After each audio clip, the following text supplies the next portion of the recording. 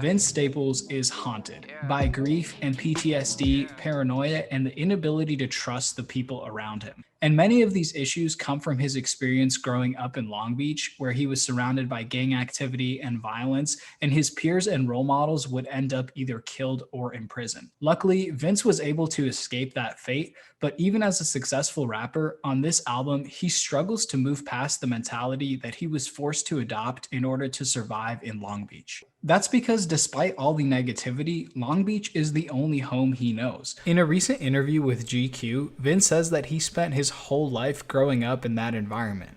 20 plus years with no breaks, and then he became a rapper and immediately started dropping music and touring, but he never took the time to have that mental break to live life outside of his environment. So to me, this album is Vince finally getting that mental gap and space to reflect on his past and think about how it continues to impact him and the lasting effects that these experiences have had on his mental health. And this album really is like a biography. It's titled with his name. The cover is literally a picture of his face. And we hear him truly reflecting on his past in a way that I think really stands out from his other albums. So that's my theory on what's going on in this album. And for the rest of this video, I'm going to go song by song, breaking down the lyrics and talking about how they relate to these themes, what this all has to do with Stockholm Syndrome, plus some final thoughts on the album as a whole at the very end. But before we go any further, if you want to see breakdowns like this every month, take a second to subscribe and like this video. It makes a huge impact. So if you did that, thank you. And let's get right into the song by song breakdown.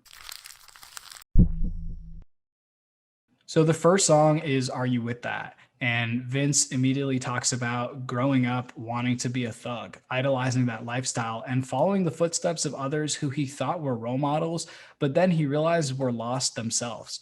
And he also starts talking about the harsh reality of street life and how it either ends up with death or prison, or if you live, you're just stuck in that lifestyle, living in a constant state of fear and paranoia, afraid of getting killed or ending up in prison. And he also drops a line where he says that when he misses those days, he gets snapped out of glorifying it when he remembers all his friends who have died. And then we have the law of averages, and this song just stands out to me because the beat is so incredible. It almost sounds like James Blake himself produced this. But on this song, he's really showcasing his paranoia, showing how much he can't trust people because all they want from him is his money. He even says that everyone he's ever known has asked him for a loan.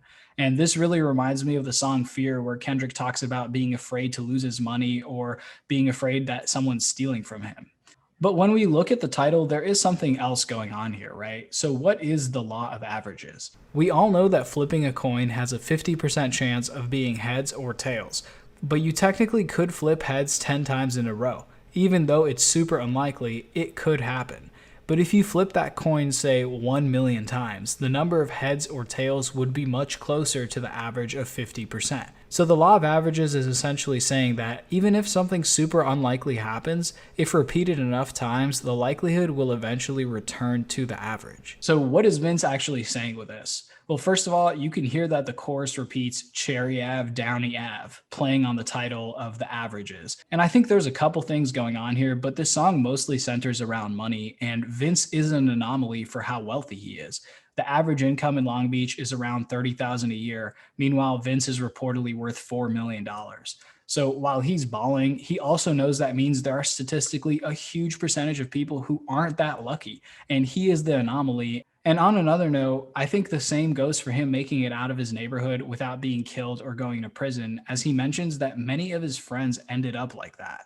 And then we get to track 3, Sundown Town, which is another incredible instrumental. First off, what is a sundown town? Sundown towns were really common in the early mid-1900s, and they were essentially towns that didn't allow Black people from entering white communities by threatening them with violence if they were caught in the neighborhood after the sun was down.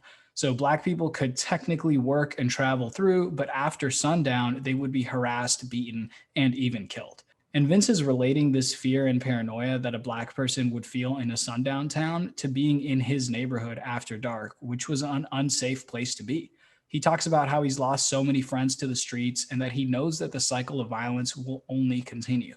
And he even says hanging on the corners is the same as hanging from a ceiling fan, essentially saying that the lifestyle he lived was almost like a death sentence. But then he moves into the present, talking about his paranoia when seeing his fans. And here we see how his old mentality affects him even now, where he's too paranoid to let his guard down around his fans because he has trauma or PTSD from his past, where trusting anyone could mean getting killed. And this theme continues on track 4, The Shining, where he compares his old lifestyle in his neighborhood to the horror movie The Shining.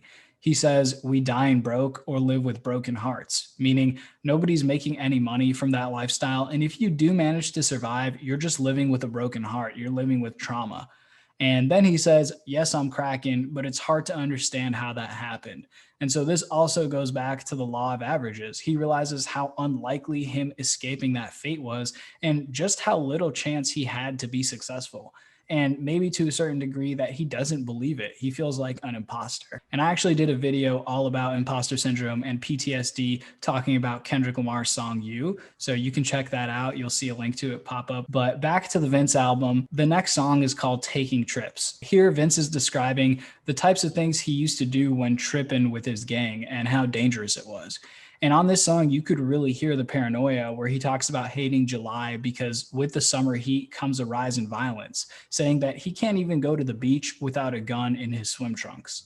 And this is something that other rappers have touched on, like Chance on the song Paranoia. It could be the fact that school is out or that the heat makes people spend more time outdoors or causes tempers to flare. But this is backed up by research that in summers, there are more murders and a lot more gun violence. And at the end, we get this snippet of a kid talking about how he knew what he was doing with his friends was wrong, but he went along with it just to be accepted. And on the next song, we also get an interlude. And here we hear from Vince's mom continuing to build on this idea from the previous snippet that Vince's experience of violence wasn't something that he went out to find, but his actions were influenced by the environment around him. And we heard in the last snippet about doing bad things just to fit in with friends. And here, Vince's mom is talking about how she lied on the stand to prevent his dad from going to jail for trying to shoot someone. And then she says that she also had paranoia similar to what Vince describes on the album, and that she would go to church with a gun in her purse. So next we have Take Me Home. And this is probably one of my favorites on the album, just lyrically, and the overall vibe with Fouché or Fushi delivering on the hook. I really think this song has the most substance on the album, and it really gets at the main idea. So the verse starts with what seems like Vince is talking about a relationship, but from the lyrics, we can tell that he isn't actually talking about a girl, but the streets that he called home. And it seems like even though he just spent half the album talking about how the street life is a dead end, on this song, he's almost longing for his old home and way of life, regardless of how much negativity he says it comes with.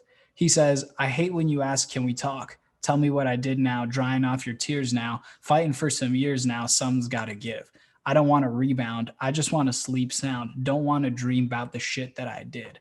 So he uses language that you would use to describe a relationship, like rebound, can we talk?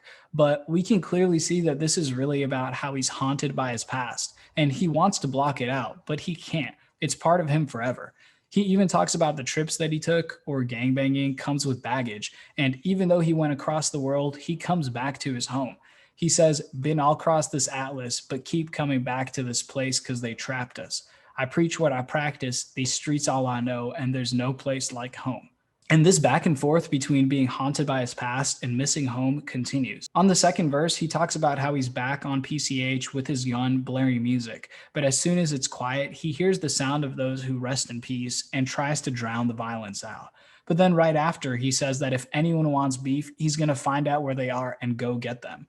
Again, he's showcasing this duality. He's truly torn between his old and new life because even though he's moved past it, his past is still a huge part of him and how he views the world. And then he goes back to the idea of being the only one who made it out, and that feeds into his paranoia. He says, "I'm the only one who made it out. You remember me? Is you a friend to me? You plan on killing me?" And then the next song is Lil Fade, and it starts with this evil laugh. And it's almost like Vince is right back home doing the same old stuff. He says, "You know the city mine now." He starts bragging about being violent, and he ends the song listing off names of people who got locked up. After that, we have another skit or interlude where someone, I don't think it's Vince, is telling a story about a time where he almost got arrested with a gun, which could have got him sent to prison, just like the people whose names Vince was just listing off. And then he continues the story by talking about how Vince was supposed to go to this party, but Vince actually ended up skipping it. And the people who went, some of them ended up going to jail for killing two people. And he ends by saying that he always thought ahead, and that's why he never got caught up. And like the other snippets on the album, this one also applies to Vince. I think this mentality of always having to think ahead and be prepared for danger and violence is where Vince's paranoia comes from. And Vince seems to think that he escaped without getting shot or imprisoned by always being prepared for any situation, always thinking ahead. And even though he's not in that environment as much now, that mentality continues to live within him. And on the final song, Vince is pretty much fully back in his former life. He says, "It's been a minute since I've been in the trenches," and says that the police won't stop him and that he's basically untouchable because he knows the glitches to the game.